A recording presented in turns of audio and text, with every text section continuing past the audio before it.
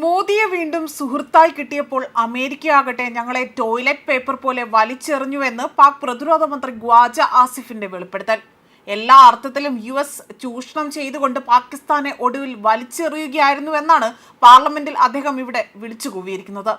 American president Donald ട്രംപിനെതിരെ അതിരൂക്ഷമായ വിമർശനമാണ് പാക് പ്രതിരോധ മന്ത്രി ഖ്വാജ ആസിഫ് അഴിച്ചുവിട്ടതും. ഇതോടുകൂടി ഇപ്പോൾ പാകിസ്ഥാനാകട്ടെ വെറും കറിവേപ്പില പോലെയായി എന്ന നാടൻ പ്രയോഗമാണ് ഇതിനോട് പ്രതികരിക്കുന്ന പൊതുജന അഭിപ്രായമായി തന്നെ പുറത്തുവരുന്നത്. ഇന്ത്യ പാക് സംഘർഷത്തിനൊടുവിലാണ് പാകിസ്ഥാനും അമേരിക്കയുമായി തന്നെ കൂടുതൽ ബന്ധം ശക്തമായത്.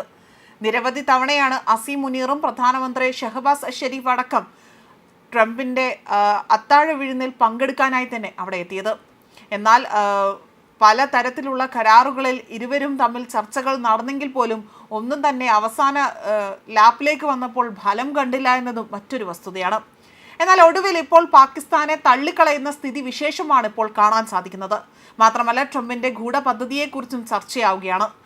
അമേരിക്കയ്ക്കെതിരെ രൂക്ഷ വിമർശനമായിരുന്നു അഴിച്ചുവിട്ടതും.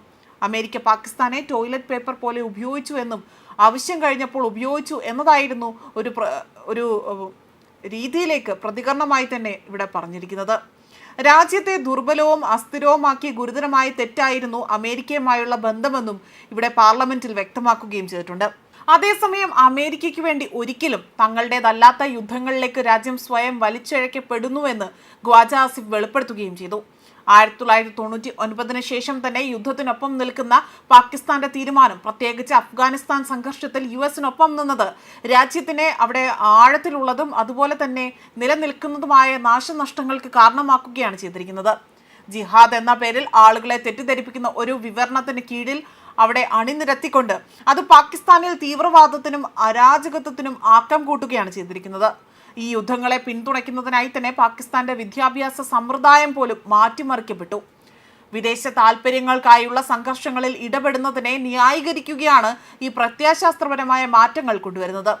1980കളിലെ സോവിയറ്റ് വിരുദ്ധ യുദ്ധം അമേരിക്കയ്ക്ക് വേണ്ടിയായിരുന്നു.